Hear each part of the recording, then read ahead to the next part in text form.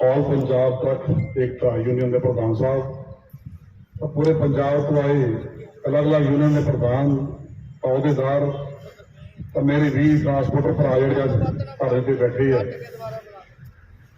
बड़ा औखा समा अपने पेट वास्ते, क्योंकि सरकार की जी नीतियां दमनकारी ट्रांसपोर्टर के खिलाफ, और पिछली बार जो पंजाब की सरकार आई तो कैप्टन साहब ने उन्हें ऐलान करता कि पंजाब दी ट्रक यूनियन भंग कीतियां जाण। बड़ा अफसोस है सुन के। उसके बाद मेरे भरावां ने पंजाब वाले ने एक मीटिंग कॉल की पटियाले, बहुत वड्डी गैदरिंग की कि सारे पंजाब के ऑपरेटर आए थे, ट्रक यूनियन आए थे और कट बहुत वड्डा सीगा।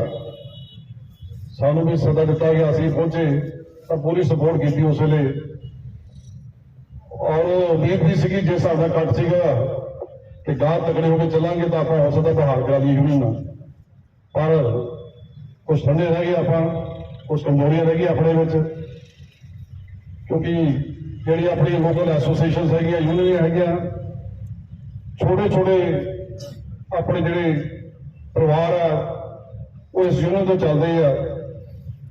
लखा बंदे की रोटी रोजी इस यूनियन तो चलती है।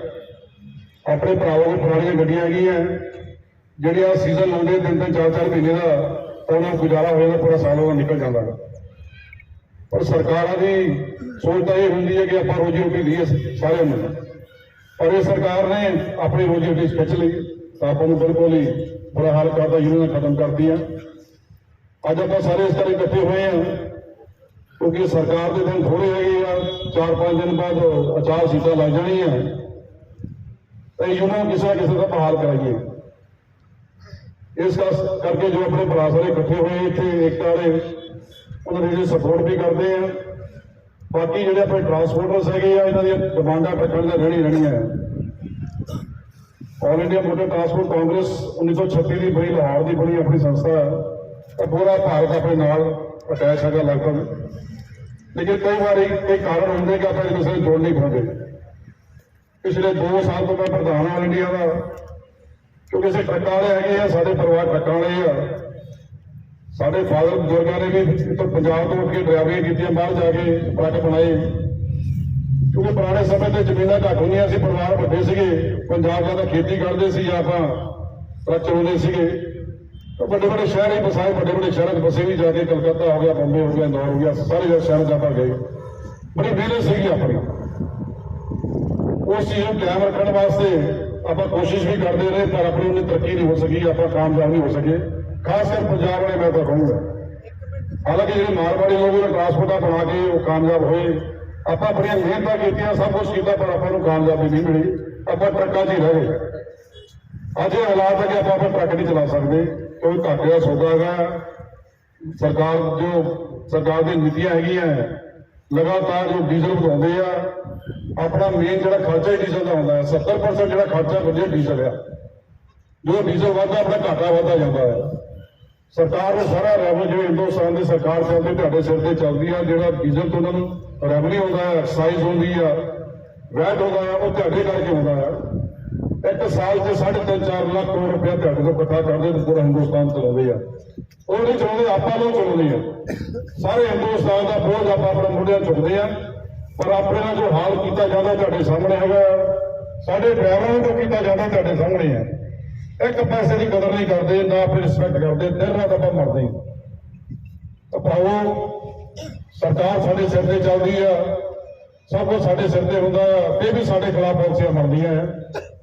उसके बाद हम सरकार स्क्रैपेज पॉलिसी लियाई है कि 10 साल तो पुरानी गड्डी चलन नहीं देवांगे। गड्डियां इन्नियां महंगियां हो गई, गड्डियां इन्नियां मजबूत है, तो 25 साल चला सकते हो आराम नाल।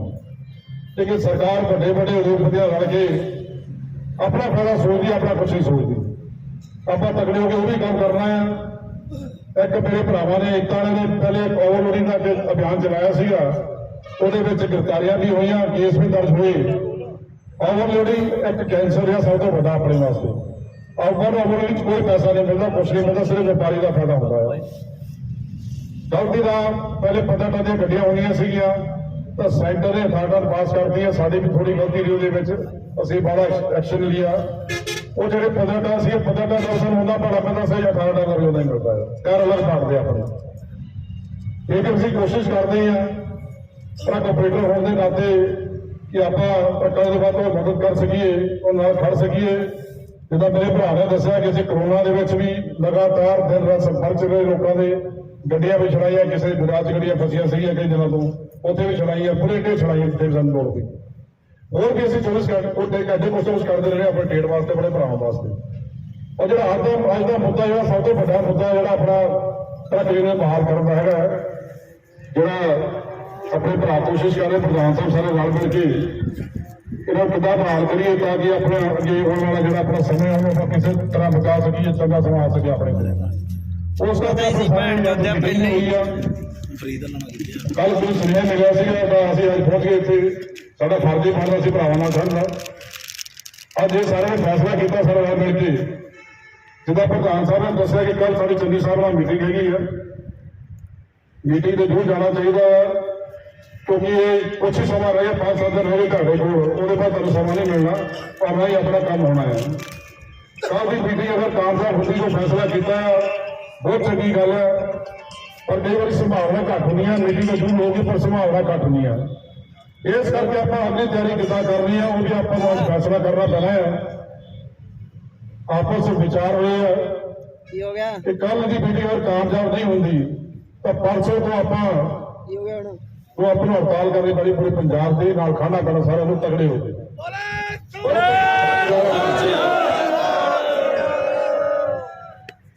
ਕਿਸ ਤਰੀਕੇ ਨਾਲ ਕਰਨੀ ਆ, ਕੀ ਨੀਤੀ ਬਣਾਉਣੀ ਆ, ਉਹ ਪ੍ਰਧਾਨ ਸਾਹਿਬ ਦੱਸਣਗੇ। All India motor transport Congress ਆਪਣੀ ਯੂਨੀਅਨ ਦੇ ਨਾਲ ਹੈ, ਪੰਜਾਬ ਦੀ ਯੂਨੀਅਨ ਦੇ ਨਾਲ ਹੈ।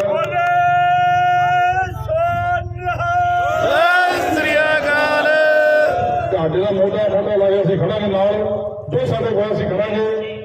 ਅੱਜ ਹੀ ਪ੍ਰਧਾਨ ਸਾਹਿਬ ਨੇ ਕਿਹਾ ਤਾਂ ਮੈਂ ਅੱਜ ਹੀ ਚਿੱਠੀ ਕਢਾਤੀ ਪੂਰੇ ਇੰਡੀਆ ਦੇ ਵਿੱਚ ਕਿ ਪੰਜਾਬ ਵਾਲੇ ਪਰਸੋਂ ਜਾਂ ਚੌਥ ਤੋਂ ਆਪਣੇ ਬਿਲਕੁਲ ਬੰਦ ਕਰ ਦੇਣਗੇ। ਉਹਦੇ ਬਾਅਦ ਕੋਈ ਗੱਡੀ ਨਾ ਪਰੇਸ਼ਾਨੀ ਸਟੇਟ ਦੀ ਜਿਹੜੀ ਪੰਜਾਬ ਚ ਨਾ ਆਵੇ ਪਈ, ਉਹ ਅਸੀਂ ਅੱਜ ਐਲਾਨ ਕਰਦਾ ਹੈ। ਆਲ ਇੰਡੀਆ ਨੂੰ ਅਸੀਂ ਲੈਟਰ ਵੀ ਕਰਤੀ ਆ, ਬਾਕੀ ਜੋ ਵੀ ਫੈਸਲਾ ਹੋਊਗਾ ਉਹ ਨਾਲ ਉਹ ਚ ਕਈ ਵਾਰ ਇਦਾਂ ਹੁੰਦਾ ਜਿਹੜੀਆਂ ਗੱਡੀਆਂ ਸਾਡੀਆਂ ਬੰਗਲੌਰ ਤੋਂ ਭਰਦੀਆਂ ਜਾਂ ਮਦਰਾਸ ਤੋਂ ਭਰਦੇ ਆ, ਬੰਬੇ ਤੋਂ ਭਰਦੀਆਂ, ਉਹਨਾਂ ਨੂੰ ਆਉਣ 4-5 ਦਿਨ ਲੱਗ ਜਾਂਦੇ ਆ।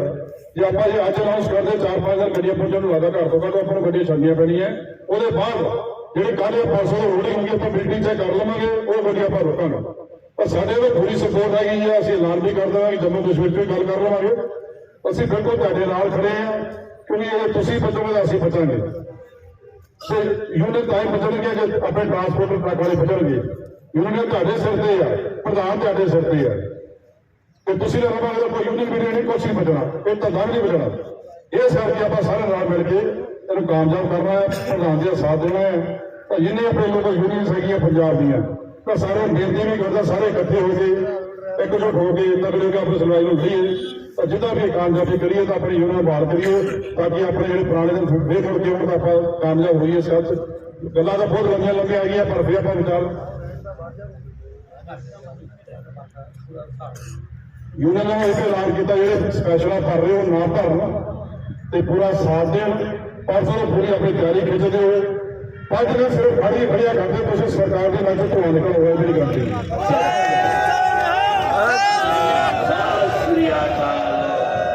ਇਲੈਕਸ਼ਨ ਦਾ ਟਾਈਮ ਹੈ। ਜੇ ਅੱਜ ਵੀ ਤੁਹਾਡੀ ਗੱਲ ਸਰਕਾਰ ਨਹੀਂ ਮੰਨਦੀ ਤਾਂ ਫਿਰ ਕਦੇ ਨਹੀਂ ਮੰਨੂਗੀ। ਪੂਰਾ ਪ੍ਰੈਸ਼ਰ ਪਾ ਦਿਓ ਫਿਰ ਇੱਕ ਵਾਰੀ। ਮੈਨੂੰ ਯਕੀਨ ਹੈ 100% ਸਰਕਾਰ ਮੰਨੂਗੀ, ਪਰ ਤੁਹਾਡੇ ਤੇ ਡਿਪੈਂਡ ਕਰਦਾ ਤੁਸੀਂ ਆਪਾਂ ਲੜਾਈ ਕਿੱਦਾਂ ਲੜਦੇ ਆ। ਤਗੜੇ ਹੋ ਕੇ 5-7 ਦਿਨ ਲਾ ਦਿਓ, ਕੋਈ ਫਰਕ ਨਹੀਂ ਪੈਂਦਾ, 10 ਦਿਨ ਲਾ ਦਿਓ, ਕਾਮਯਾਬੀ 100% ਮਿਲੂਗੀ। ਆਲ ਇੰਡੀਆ ਤੁਹਾਨੂੰ ਪੂਰੀ ਸਪੋਰਟ ਹੈ, ਅਸੀਂ ਤੁਹਾਡੇ ਨਾਲ ਖੜੇ। ਬਹੁਤ ਬਹੁਤ ਧੰਨਵਾਦ ਸਾਰਿਆਂ ਦਾ। ਵਾਹਿਗੁਰੂ ਜੀ ਕਾ ਖਾਲਸਾ।